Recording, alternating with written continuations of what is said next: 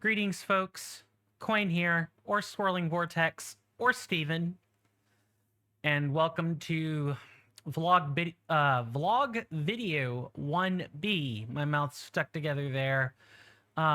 Here I'm going to kind of detail the plans for content moving forward. If you haven't seen vlog 1A, please do so. That's the update video from Helene and everything.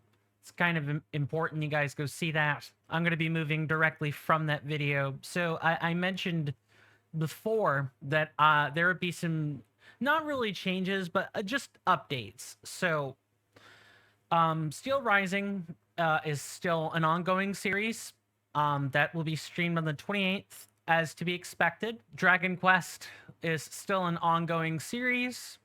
Nothing's really changed there. And the third series that will be starting soon, it's going to be a 1-month Patreon exclusive for a bit of a raw experience. I want to have the polished stuff on YouTube, and Patreon can have the kind of mildly edited, gangly stuff. And that's going to be Dragon Age. I know, Dragon Quest, Dragon Age, I'm going to mix them up real quick when I'm talking about them. But for those of you who don't know, I stream on Twitch too. I'm Coinstamp over there and Swirling Vortex over here.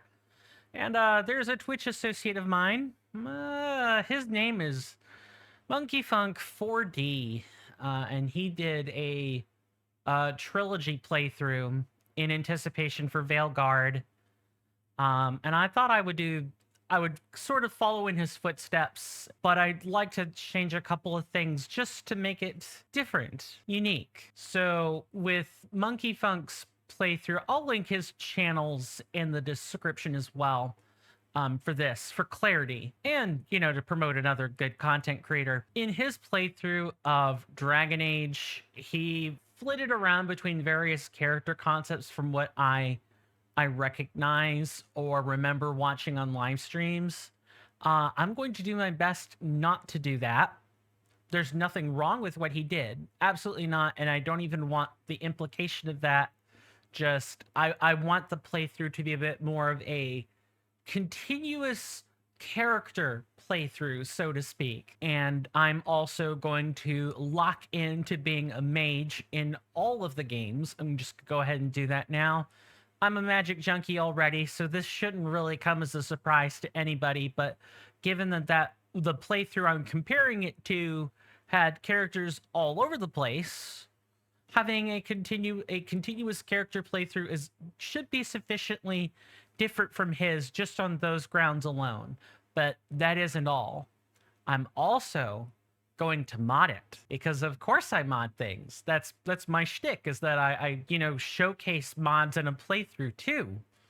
So there's this list called the Humble Warden, just a Humble Warden. It's one of those two. I'll link the Wabbajack list in the description or the page to get to it. Essentially, it's a medium-sized mod list that incorporates a bunch of other mods that the curator has put together. That's the best way to describe Wabbajack lists, is that they're effectively curations with custom stuff added sometimes.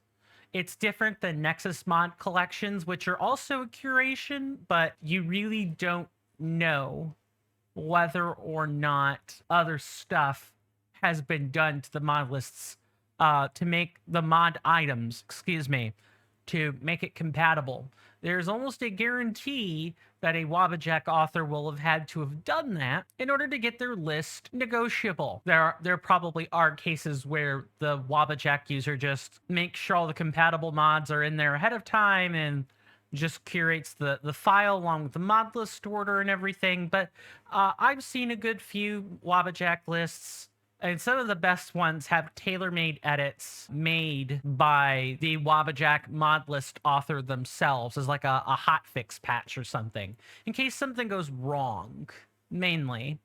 But yeah, that's gonna have gameplay changes and things. The story's unchanged, but that's fine.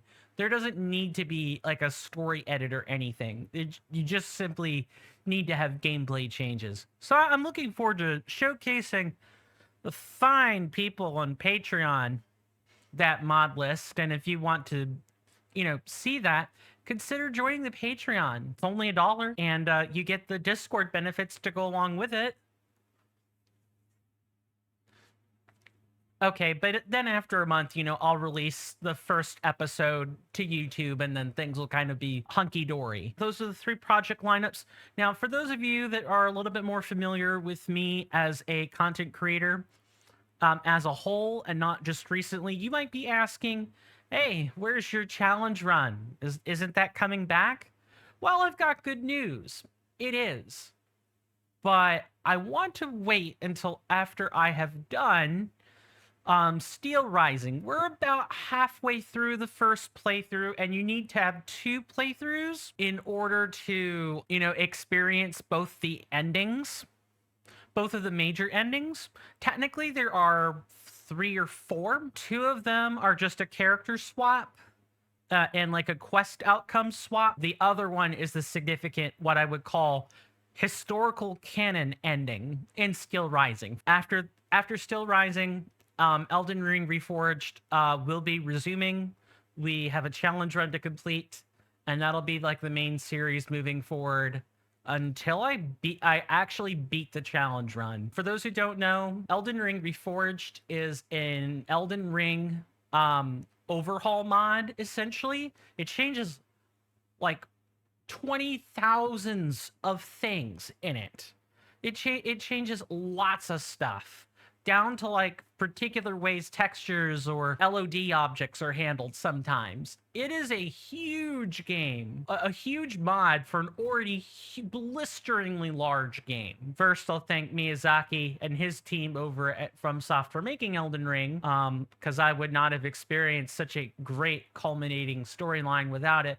But I'd also like to thank Kernifer and the rest of Team Reforged for making that mod, because it was an awesome playthrough of what I got to showcase of it, both for the challenge run and for like the other playthrough I tried to complete of it maybe a year and a half ago. I would like to eventually finish the mod in all of its splendor and complete many challenge runs for it.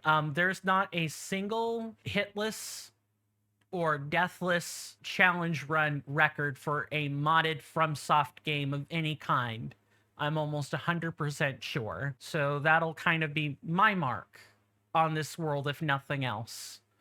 And it's going to take a ton of time to perfect, but that will be coming back. And we will be picking up right where we left off in terms of perfecting the grind. I suppose the most I'll say at this point is that it is fire spells only. Deathless, so I'm not ready for hitless yet, but I am ready for deathless. One thing I guess should probably be addressed is the VODs channel. If I weren't multi-streaming, the VODs channel would very much be alive and well.